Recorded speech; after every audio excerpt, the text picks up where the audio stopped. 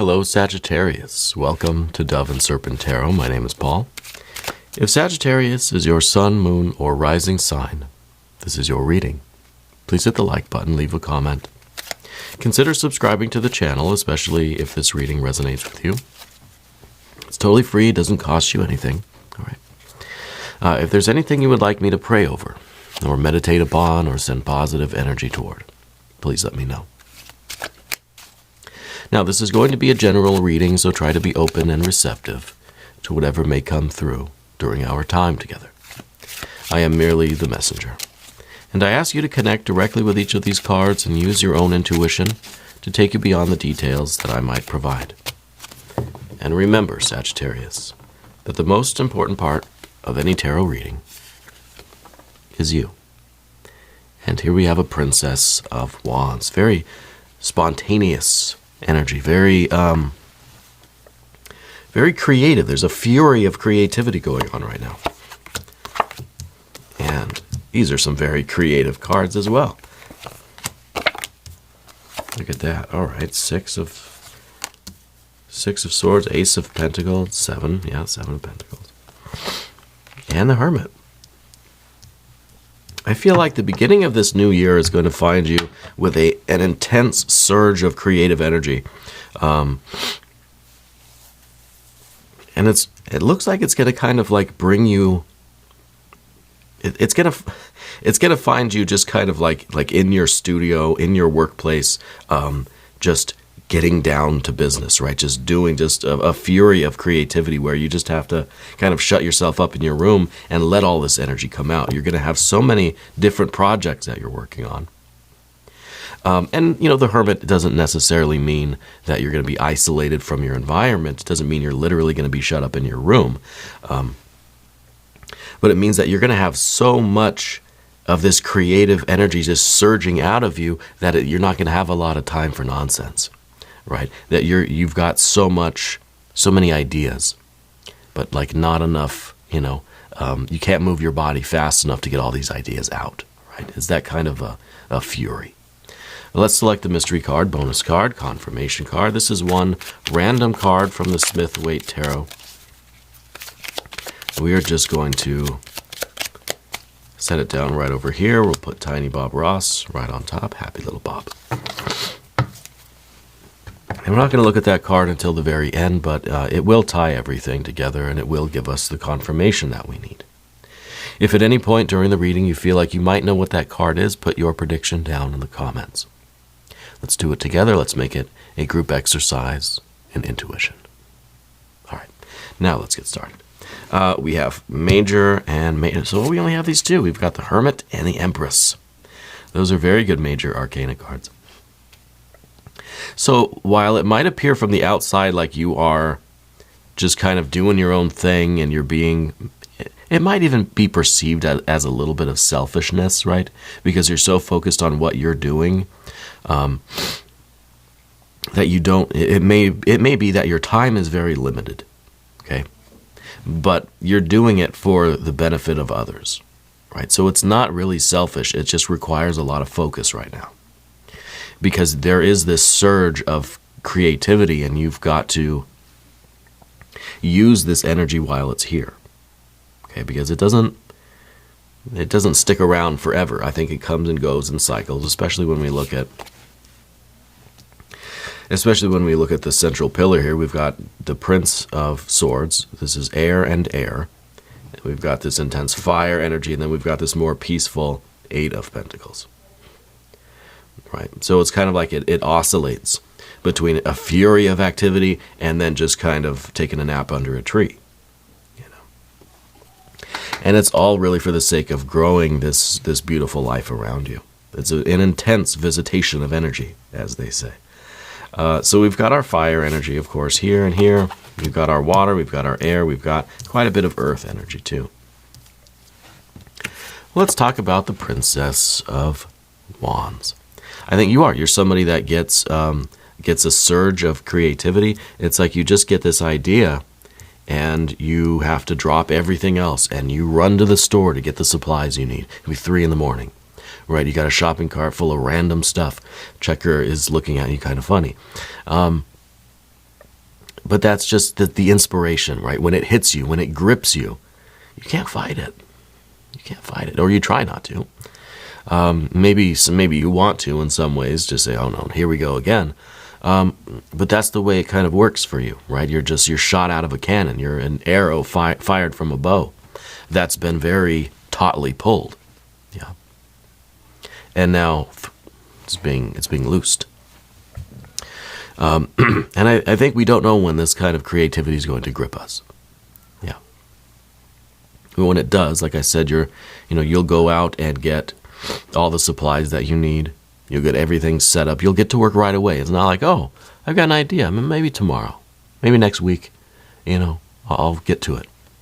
No, it's just in the middle of the night you wake up with this idea, and you're down in the basement, or you're in your art studio, or you're in the garage at your music, drums, keyboards, whatever, at your computer, at your easel, or you're at the store or whatever. It's a movement that just grips you and carries you away, and that's an intense feeling, right? And it really is. Here's that Empress energy. Now, the Empress is all about beauty, right? Love. It's all about abundance. In some ways, this is the way that you're expressing your sense of love and beauty for the world, right? It's through these ideas, through these activities that you are inspired, these inspirations that you have. I feel like the obstacle, though, is the other people around you. Is there someone next to you in bed that you're going to wake up at 3 a.m. and say, I've got to go to the store? Are there other, family members? Is there the important people in your life? They aren't always going to understand this surge of energy, this surge of creativity.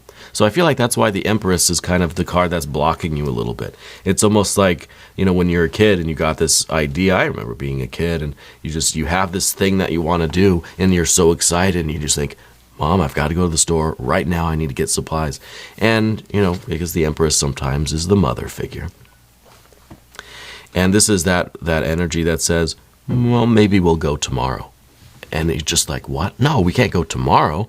We have to go right now. I need to do this immediately. Yeah. So this could be like that other side of yourself, right? It could be someone in your life. It could be a maternal energy, in your life right now. But this is kind of a temptation, or this is a seduction to say, just go back to bed. Just go back to bed. And the princess too, right, is the child of the court. So it makes sense that there's this other part of us, and maybe this is our more mature side, the more responsible side of ourselves that say, I don't need to rush to the store at 3 a.m. to buy a bunch of produce and spices or whatever, or a hardware store to get a bunch of paint. Maybe it can wait until tomorrow. I do have to be at work in a couple of hours. And then, of course, that child in you is saying, no, we have to go now. We have to go right now. And this is the difficulty, I think, for all of us, especially those of us that get this kind of creative surge. It is kind of our culture, our society, our upbringing that have taught us to go back to bed, little one. We'll talk about it tomorrow. And that's how I think we treat ourselves a lot of the time. When we have these surges of creativity, we think it's a more responsible part of ourselves that just says, okay, well, I'll write it down, and if I still feel that way in the morning, then we can go tomorrow.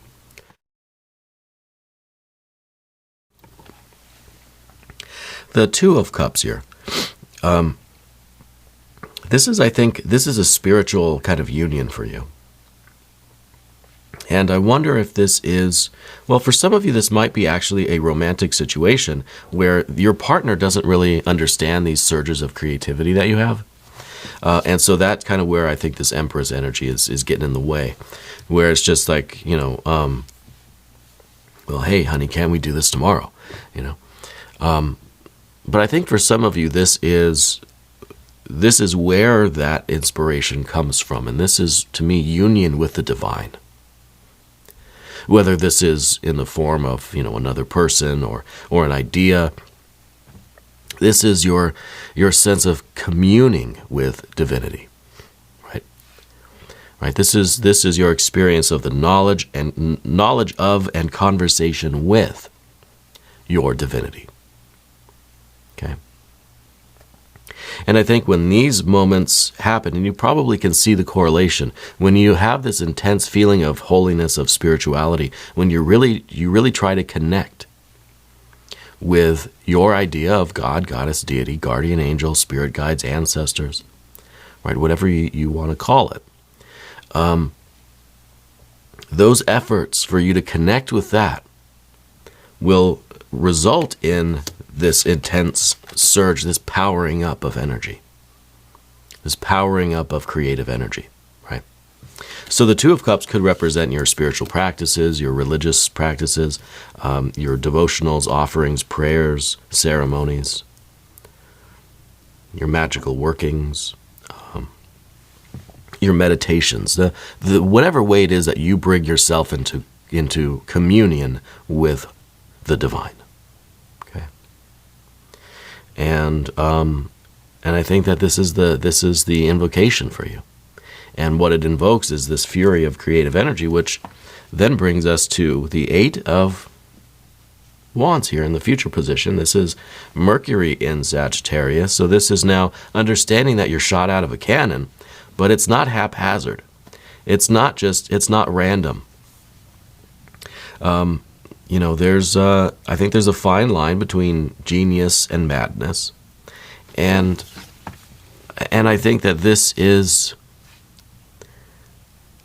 your genius. This is the way that people may not understand in the moment what you're doing, but in the bigger picture, at the end of the day, right, in the larger kind of grand scheme of things, you're painting a really magnificent picture. You're really creating something that is that kind of far outweighs the inconvenience of going to the store at 3 a.m. So there's a larger project here. There's this kind of bigger rainbow that you're traveling. And this, I think, is a lot of that activity where I said at the beginning that it towards the beginning of the year, it's going to feel like you just got so much to do that you don't have a lot of time for nonsense. You don't have a lot of time for just like taking a nap under a shady tree. That you've got a lot of things to do. So I think things have been building up.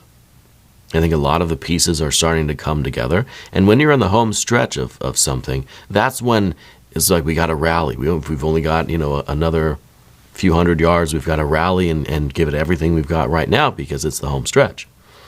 And I think that's kind of where you're at right now. And that's why this Empress is saying, hey, just come lay down beneath this tree with me. Let's just relax. And this is maybe someone in your life that's trying to get you to slow down, and rest. This is also that part of you that just is trying to, it's kind of the guardian of the threshold in a way. It's kind of that last effort to seduce you into not fulfilling your goals. Hey, aren't you tired? Don't you want to come lay down? Don't you want to take a nap? It's like the rabbit in the hare. Or the turtle in the hare. The turtle just keeps going, right? Just does its thing. But the hare is seduced by this idea of, well, for one, of this kind of hubris. But then it's like, well, I could take a nap. I'm so far ahead of this thing. I can rest for a little while. But there's a double meaning in this card, I think, because at the same time as it is feeling like a seduction, right? It also feels like it's a very necessary thing. You do have to rest. You do have to take care of yourself, right?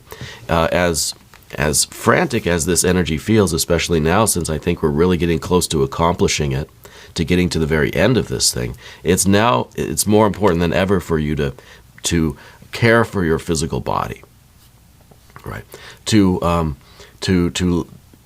take care of yourself, right? To listen to your body, take care of it, to heal it. So it's not just a seduction to come be lazy under the tree. It's saying, hey, listen to your body. Do you have aches and pains?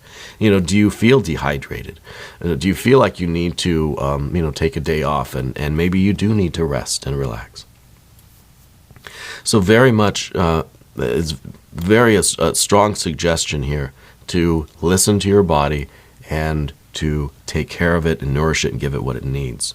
Okay, and because we have this Prince of Swords up here at the top, I don't think that's so easy for you to do, because I think it's kind of either or, right? This is air or it's air. It's either this way or that way. It's either you accept this fury of energy and you excuse me, you ride that wave, or you are saying no to it and you're doing the opposite. I don't think it has to be that black and white. Okay.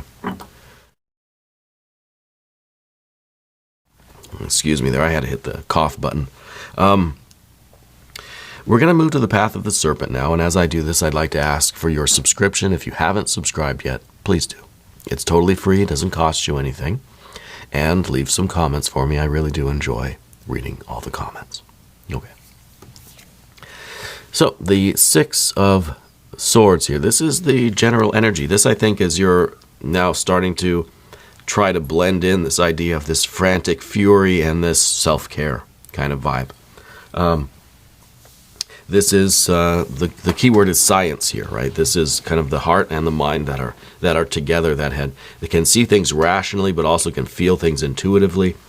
It's kind of a card that says, hey, you're listening to your body and you're conveying that to your intellect, to your mental energy, and then you're able to make the appropriate decision.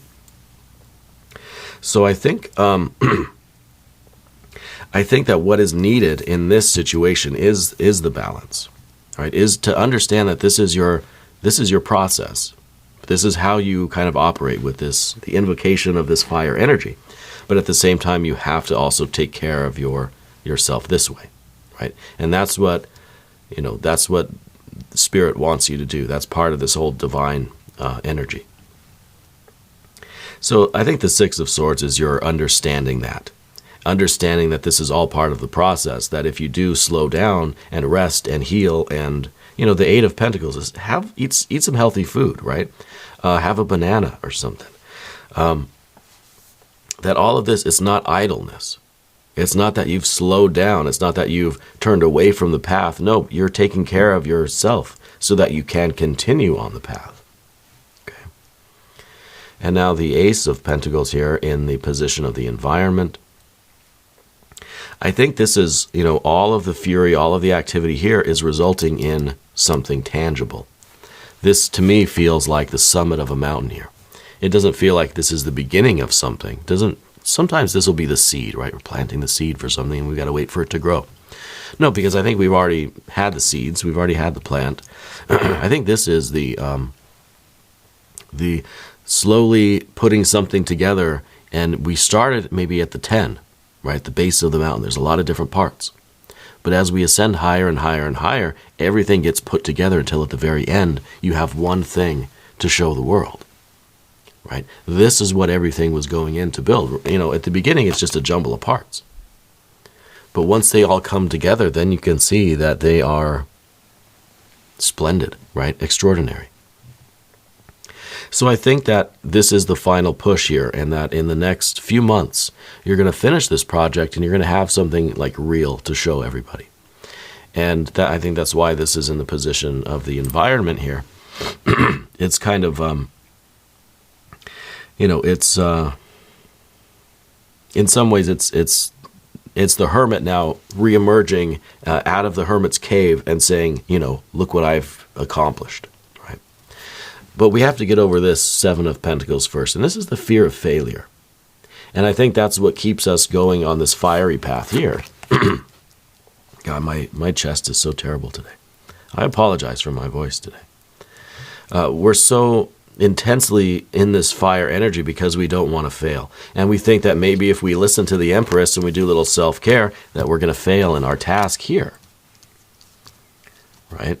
And so that's something that we're kind of just saying, nope, I've got to stay. I've got to give it everything I've got. I don't have time to go and take a nap because then I'm going to lose. But the Seven of Pentacles here is that's the key, because there's the secret in here is that, hey, you can't always see the progress that you're making. And just because you're turning out of this fire energy and doing the self-care, you have to recognize that that's part of like nourishing this entire life, right? So the Seven of Pentacles is, this is the idea of we're still making progress, even if we're not, well, if you look at these two cards together, we're still making progress, even if it's not outwardly visible. Even from your own perspective or from the perspective of others, hey, you're just taking a nap under a tree. You're still making progress toward your goal. Because that nap is very important for your physical, mental, and spiritual health. So the work and the progress continues on underneath the surface, and that's the key, I think, to getting out of this idea of, well, I don't want to fail at this, so I can't take a day off, The Hermit here. This is again the idea that I think you've been kind of hunkered down working on this for a long time. And I think this last period, that maybe you're entering into this intense period of activity now, or as we kind of transition into the new year, you may find yourself a little bit more withdrawn from the world, right? Maybe after these holidays, then it's kind of like, I've had enough peopling now. I'm going to kind of do my own thing, But I think this is good. And this is also, to me, part of that self-care stuff, because we're in this fiery energy of activity. Well, the Hermit kind of turns away from that, says, I'm overstimulated. I need to go relax and soothe and self-care. Yeah. I think the Hermit's very much about that. So I like this as the end card here. But again, it does signify to me that this is something that you focus on intensely, almost to the exclusion of other things in your life, including your own kind of well-being. Yeah. Let's look at the mystery card and see what Tiny Bob Ross can tell us. I would like to see an expansion of the water energy. I'd like a 6, a 9, or a 10 of cups. If you have a prediction, put it down in the comments, and we'll just take a look here and see what we've got.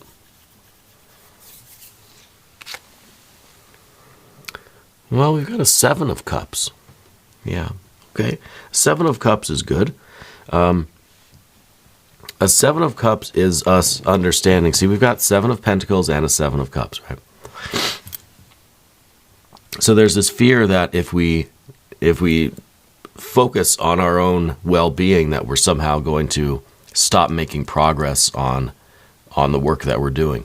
The 7 of Cups is kind of saying the opposite here. It's saying that if we do listen too closely to the Empress and take a nap under this tree, that we're going to be seduced by all these beautiful things and all of this pleasure here, that we're not going to want to get back on the path.